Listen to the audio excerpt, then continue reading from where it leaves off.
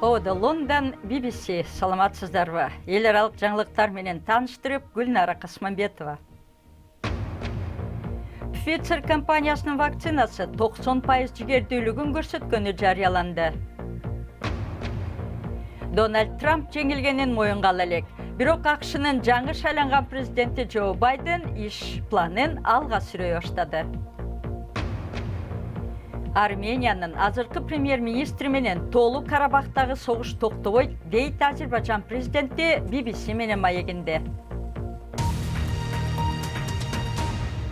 Америкалык Pfizer фармацевтика компаниясы сынактан өтүп жаткан коронавирус вакцинасы инфекцияны алдын алууда 95% жигердүүлүгүн көрсөткөнүн билдирди. Бул көрсөткүч вакцина сынагынын 3-чү баскычынын алгачкы жыйынтыгына негизделген.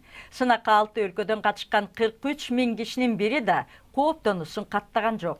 Pfizer жана анын германиялык партнеру BioNTech вакцинаны ноябрдын соңку аптасында колдонууга киргизүүнү көздөйт. Алар чукуларда уруксат алууга арыз берди.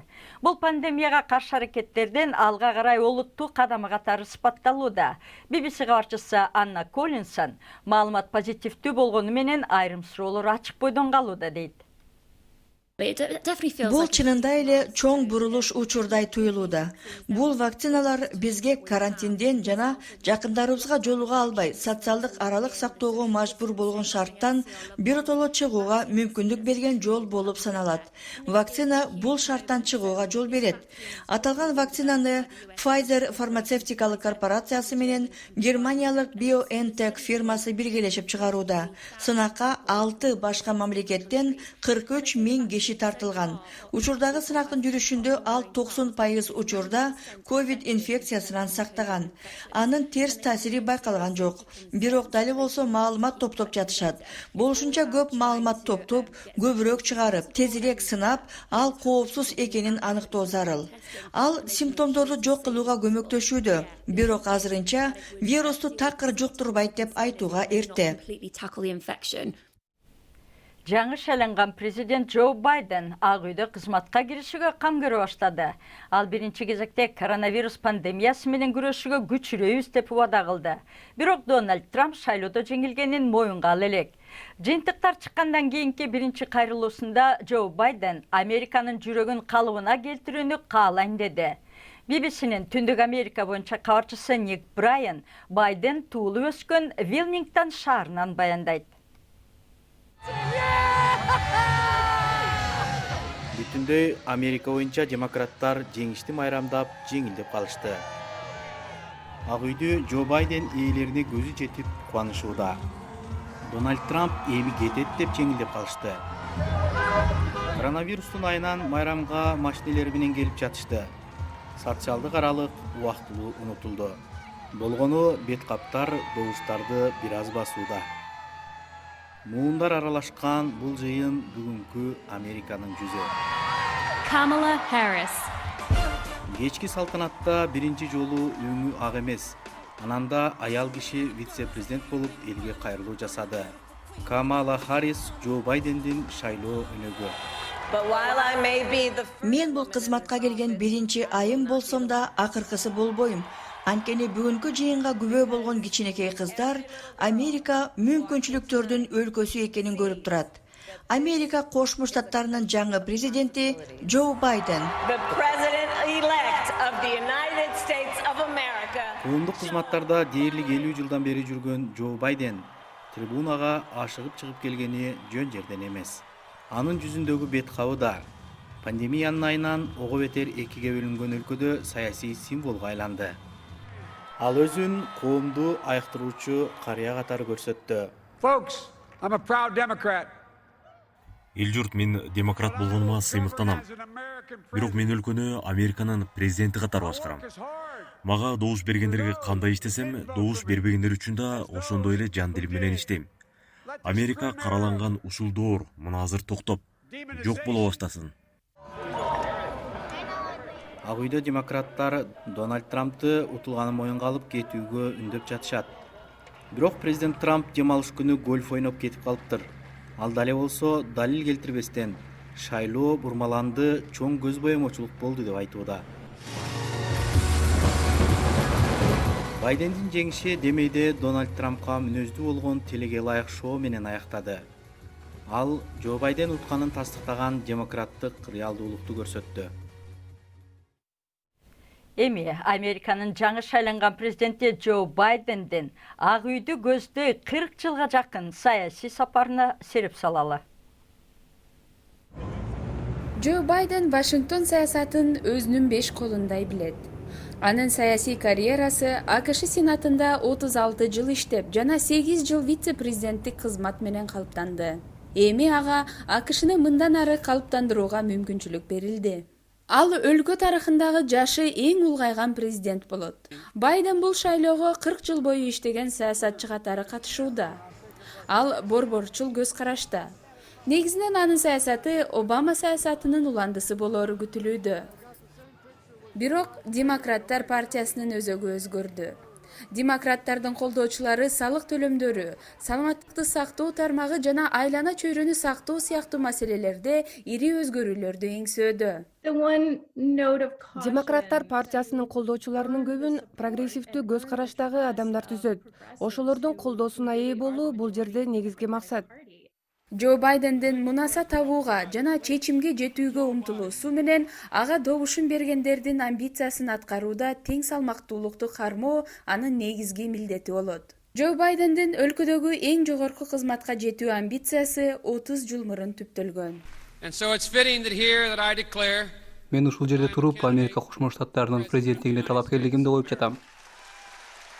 Байден 1988 жылы биринчи жолу президенттикке талапкерлигин койгон.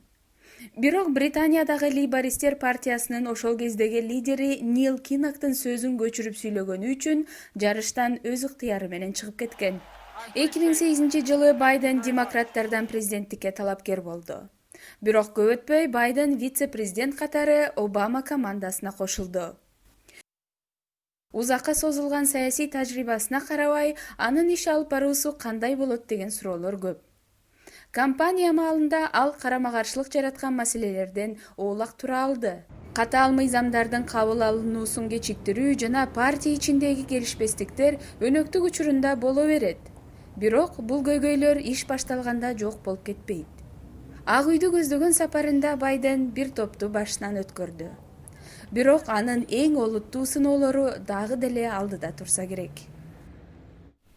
Сиз көрүп жаткан BBC жаңылыктар менен тааныштырууну улантабыз. Эфиопия өкмөтү түндүк тараптагы Тыграй аймагында аскердик чараларды баштагандан кийин атуулдук согуш дүрт алат деген эскертүүлөрдү өлкө премьер-министри Абий Ахмед четке какты. Эфиопия башаламандыкка батат деген сынаркы негизсиз деди ал. Жекшембиде Тыграй аймагынын жетекчиси Эфиопияда чатактын өөрчүп кетүүсүнүн алдын алуу үчүн Африка биримдигинен кийлигишүүсүн өтүнүп кайрылган. Бүгүнкү күнгө карата дүйнө жүзү боюнча 50 миллиондон ашуун коронавирус учуру катталды. Илдетти жуктурган 1,2 миллиондон ашуун адам көз жумду. Бирок кээ бир өлкөлөрдө жетиштүү тестирлөө болбогондуктан чыныгы сан мындан кыйла жогору экени болжонууда. Европа эң катуу жабыркады. Андан кийинки орундарда Кошмо Штаттары, Индия жана Бразил турат. Мьянмада жалпы шайлоонун добуштары саналууда. Аң Сан Сuu Чийнин Демократия үчүн улуттук лига партиясы жеңери күтүлүүдө. Жекшембидеги шайлоого эл активдүү катышты. Аң Сан Сuu Чийнин партиясы мекенинде популярдуу, бирок чет өлкөлөрдө азчылыкты түзгөн Рохинджа мусулмандарына каршы геноцид жүргүзүлгөн деген имиштерге байланыштуу анын аброю төмөндөп кеткен. Тропикалык Ита аттуу шторм Флоридага барып биртиди. Жан нөшөрлөп жаап деңиз деңгээли опурталдуу чекке көтөрүлдү. Бул эми Мексика кысыгынын үстүнөн күүлөнүп, борон чапкынга айланышы ыктымал дешүүдө адистер. Ита Куба менен Борбордук Американы катуу жабыркатты. 200-гө жакын адам набыт болду же дайынсыз жоголду. Тоолу Карабах үчүн согуш жүргөнүнө 6 апта болду. Азербайжандын президенти Ильхам Алиев Армениянын учурдагы премьер-министри Николь Пашинян менен тынчтыкты орноттууга мүмкүн эмес деди BBC менен маегинде. Бирок президент Алиев Армения талашка калган анклавдын тегерегинде басып алган жерлерден чыгып кетери менен Азербайжан аскердик аракеттерин дароо токтоторун билдирди. Ок атышыны токтотуу жөнүндө үч жарыя болгону менен аймак үчүн салгылашуу токтободу. Эл аралык коомчулук Тоолу райондо этникалык армяндар башкарган Азербайжандын территориясы катары тааныйт. Эки тарап тең тымызын аткылап жарандарды өлтүрүп жатат деп бири-бирин айыптоодо. Бакудагы BBC кабарчысы Орла Гуерин президент Алиевке тынчтыкты орнотуу үчүн кандай компромисске бара аласыз деген суроосун узаткан. What compromise they ready to do? Армяндар кандай компромисске барууга даяр? Бүгүнкү күнү алардын орток пикирге келүү мүмкүнчүлүгү азайып жатат. Анткени биз ошол аймактарды күч менен тартып алып жатабыз. Ошондуктан алар убактын уттурууда. Эгер армяндар акыл калчап иш тутса, биз айрым өзүн өзү башкаруу формалары тууралуу кызматташа алмакпыз. Ага каршы эмеспиз. We are not against it. Бирок ачыгын айтканда, Армениянын бул премьер-министри менен тынчтыкка жетүү мүмкүн эмес деп ойлойм. Any possibility for peace? Тоолу Карабактын ар бир метри жана 7 аймакты курчап алуу үчүн күрөшөсүзбү? I said from the very beginning that Сөзүмдүн башында айтканда, эгер Пашинян жеке өзү Армения калган 3 аймактан аскерлерин чыгарат деп билдирип, бизге убактын айтса, биз ок атышууну дароо токтотобуз. Биз бул согушту уланткыбыз келбейт. Согуш токтосо экен дейбиз. Быйыл кышта Карабакта гуманитардык катастрофа болот деген учурда кооптонуу болуп турат. Ал туурабы? Ага аз калдыбы? Силер жакында аймакты курчоого алышыңар мүмкүн. Аймактагы жарандардын тагдыры эмне болот? Бул суроону мага эмес, токтот деп Пашинянга узатсаңыз жакшы болмок. Мен кантип токтотуу керек деп айтып жатам. Бирок силер аларды блокадага алып кое аласыздар. Эгер силер аларды курчап алсаңар, алар кантип аман калышат? Биз ал тууралуу кам көрөбүз. Сөзсүз ал тууралуу кам көрөбүз. Аларды азык-түлүк, суусундук сыяктуу бардык нерселер менен камсыздайбыз. Биз аларга окшоп жөн-жай тургундарга кол салбайбыз. Армяндар Ганжа шаарына баллистикалык ракета менен кол салып, тургундардын турак жайын атайлап талкалашты.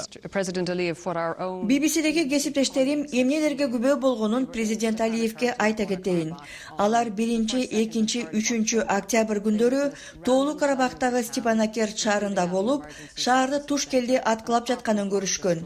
Анын ичинде тез жардам кызматы көрсөтүлгөн борборлорду, адамдар качып чыгууга аракет кылып жатканда көп кабаттуу үйлөрдү талкалашкан. Көп убакыт өтпөй жанында дагы көп аткылоо болгон. Алар шаарды так бутага албастан башаламан аткылаган деп айтышты. I doubt this witnessing. Менин ага күмөнүм бар. Ал жерде ким болгону эч кандай мааниге эмес. Ал жалган маалымат болушу мүмкүн. Can we fake news? Спорт. Англис премьер-лигасынын чемпиону Ливерпуль атаандашы Манчестер Сити менен оюнда араңдап 1-1 болуп тең чыкты. Ливерпуль мелдешти баштаганда таблицанын башында Лестерден 1 упай алдыда турган. Бирок Wolves каршкырлар командасын 1-0 менен уткан Лестер дароо эле тез менен алдыңкы сабын ээлеп калды. Тоттенхам 1-0 эсебинде West Bromwich Albionду жеңди. Голду матч солгунда баратканда Harry Kane киргизди. Коронавирустун айынан Бахрейнде өтө турган 2 гран-при жарышына көрүүчүлөр дээрлик катышпайт. Былтыр Льюис Хамилтон жык-жыйма толгон стадиондо жеңишке жеткен. Бахрейн эл аралык жарыштарынын башкармалыгы пандемияга каршы эмгегин баалап, тез жардам жана саламаттык кызматкерлерине гана алдыңкы катардан орундар берилерин айткан. Эми вакуум шартында магниттик левитациянын жардамы менен абдан тез жүргөн гиперлуп аттуу поезддин сынагы тууралуу. Мына бул 2 адам туннелдин ичинде жогорку ылдамдыкта жүргөн капсулада баратат. Бул футуристик транспорттун үлгүсү. Капсула сынак учурунда саатына 160 км ылдамдык менен шуулдап өттү. Аны чыгарган адистер 10 жыл ичинде бул поезд саатына 1000 км ылдамдыкка жетет дешүүдө. Кыргызстанга сөзсүз ушундай транспорт керек экен. Жаңылыктарды алып барган Гүлнара Касманбетова, кайрадан жолугушканча саламатта болуңуздар.